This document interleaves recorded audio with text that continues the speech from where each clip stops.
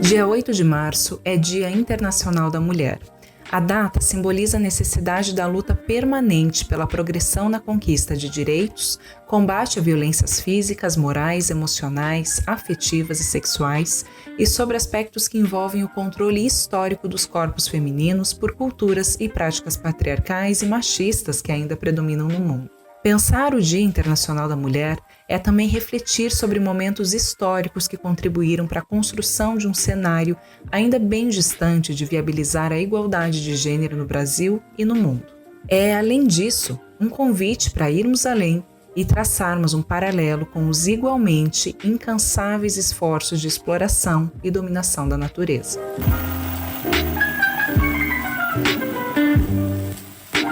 Para a cultura patriarcal, tanto a mulher quanto a natureza existem para serem dominadas. Recuperar a história da violência contra a mulher e a natureza e reconstruir seus passados de dominações, agora pela ótica feminina e da conexão entre os seres, seria, portanto, essencial para compreendermos com mais clareza aspectos importantes das relações entre homens, mulheres e o mundo natural. Isso é o que busca fazer o ecofeminismo, a vertente do movimento feminista que conecta a luta pela igualdade de direitos e oportunidades entre homens e mulheres com a proteção e a conservação do meio ambiente. O termo apareceu pela primeira vez em 1974 no texto Feminismo ou a Morte, que apresenta a estreita relação entre superpopulação, devastação da natureza e dominação masculina.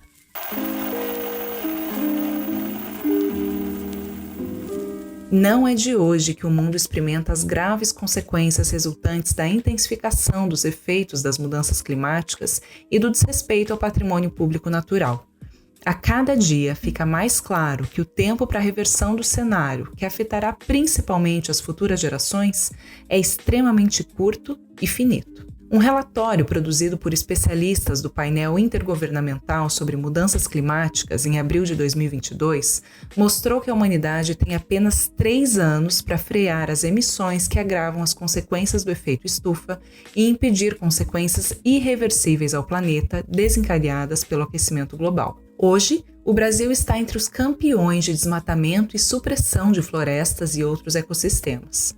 Nosso país, somente em 2019, foi a nação que mais desmatou em todo o mundo, de acordo com um estudo do MapBiomas. Para piorar, nada menos que 99% do desmatamento em nosso território é ilegal. Em 2019, foram 12 mil quilômetros quadrados de vegetação nativa destruídos, o dobro em relação ao Congo, que ocupou o 2º lugar no ranking de desmatamento no mundo. Em 2021, o Brasil concentrou quase metade das áreas de florestas desmatadas no mundo, segundo a plataforma Global Forest Watch. Em 2º lugar, no ranking mundial, com um desmatamento 3 vezes menor que o do Brasil, aparece a República Democrática do Congo, com a perda de 500 mil hectares em 2021. No Brasil, as principais causas do desmatamento estão associadas à expansão agrícola, que aumentou 9% em 2021, quando comparado com o ano anterior, de acordo com a análise. Os incêndios também aparecem como motivo para a degradação do bioma brasileiro.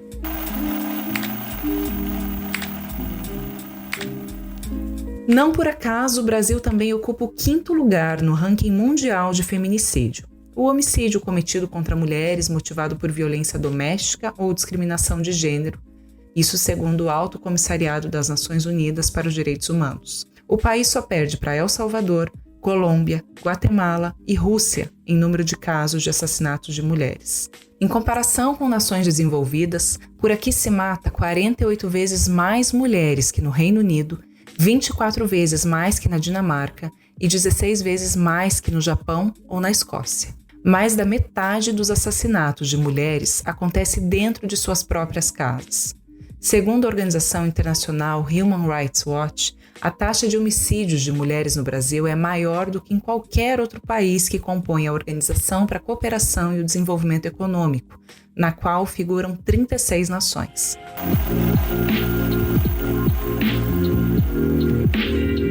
Para recordar as razões que contribuíram para que a humanidade se distanciasse de sua relação próxima com o meio ambiente, é preciso lembrar que um dia o início da adoração de um Deus único, branco e masculino, inaugurou o distanciamento do ser humano do culto à figura da deusa.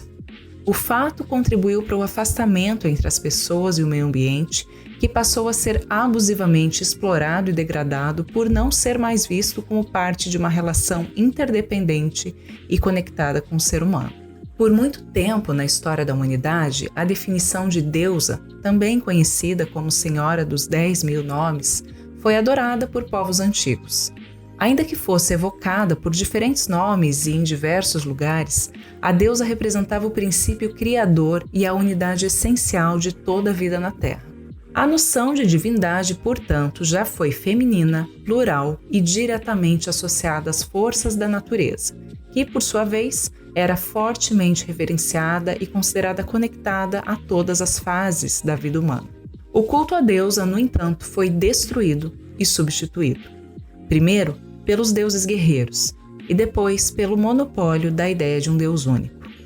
Foi nesse momento que o conceito da Grande Mãe acabou substituído pelo de um Deus único e masculino. O culto à divindade no feminino acabou banido da psique humana pela predominância da ideia do Deus único com criaturas feitas à sua imagem e semelhança, os homens, um padrão amplamente apregoado pelas religiões monoteístas. E por serem feitos à imagem deste Deus, esses mesmos homens seriam considerados mais aptos para governar mulheres, crianças e a própria natureza.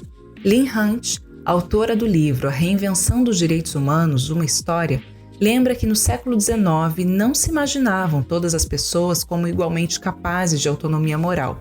Duas qualidades relacionadas mais distintas eram consideradas pelos homens: a capacidade de raciocinar e a independência de decidir por si mesmo. Ambas tinham de existir para que um indivíduo fosse considerado moralmente autônomo. Ocorre que entre esses indivíduos considerados desprovidos dessas faculdades estavam as crianças, os insanos e as mulheres. Mesmo assim, se as crianças e os insanos ganhassem ou recuperassem essas duas capacidades, poderiam se tornar autônomos e, como os escravos, os criados ou os sem propriedade, se tornariam livres. Já as mulheres não tinham opções. Ou eram dependentes dos pais ou maridos, ou consideradas incapazes de terem autonomia moral. Até o fim do século XIX, quando as mulheres finalmente conquistaram o poder de voto, os direitos femininos não haviam sequer sido discutidos na arena pública pelos homens. A violência contra a mulher, como se vê, é simbólica, histórica e está fortemente enraizada.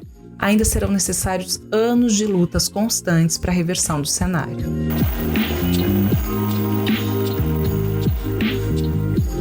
No artigo Em Nome da Mãe, o arquétipo da deusa e sua manifestação nos dias atuais, escrito pela antropóloga e professora adjunta do Departamento de Ciências Sociais da Universidade Federal da Paraíba, Rosalira Oliveira, 3 ideias centrais orientam a relação humana com o mundo não humano. A primeira é a que nos autoriza a usar uma natureza criada exclusivamente para nos servir.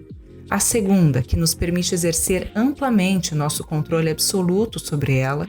E a terceira, que afirma a superioridade humana em relação à natureza. Rosalira recorda que a era da predominância feminina na religião está documentada como contínua durante cerca de 25.000 anos.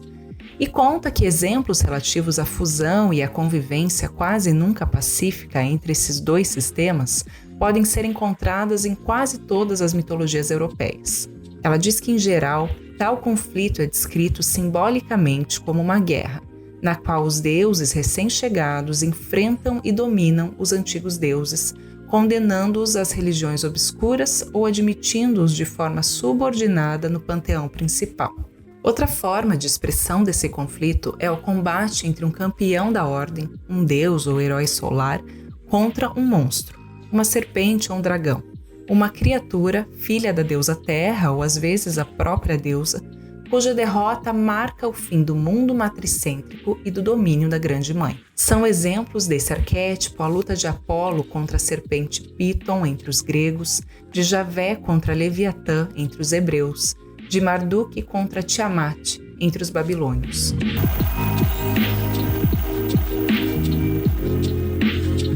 Fatos como esses nos recordam de que o projeto de poder patriarcal que planejou e executou a dominação da mulher é o mesmo que também historicamente arquiteta e operacionaliza o plano de destruição da natureza.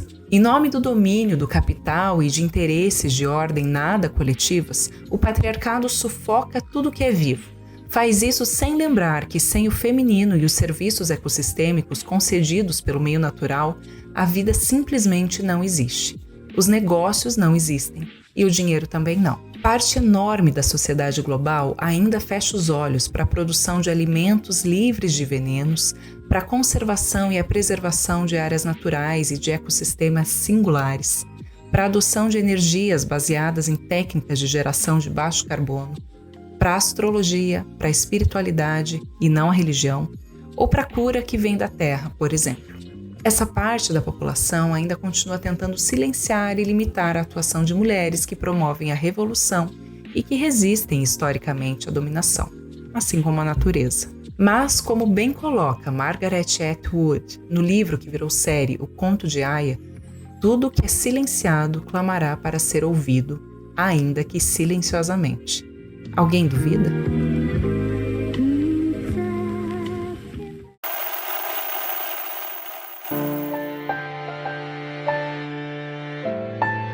O Meteoro é mantido graças a uma campanha de financiamento coletivo e quem participa aparece aqui no finalzinho para receber o nosso agradecimento. Hoje a gente vê o Márcio que manda uma mensagem para a esposa Lísia. Diz ele: minha mulher muito amada, pessoa muito especial que acompanha, apoia e ilumina minha vida, me ajuda a enfrentar os desafios de todos os dias e a cuidar dos afazeres do trabalho e da casa, distribuindo carinho para os nossos 6 cachorros, 10 gatos, 13 tartarugas, 3 pássaros e uma fauna de gambás, micos, bentivis, sabiás, sanhaços, beija-flores, maitacas, papagaios e tucanos que nos deixam morar aqui em casa. Nada mal, hein? Valeu, gente! Beijo!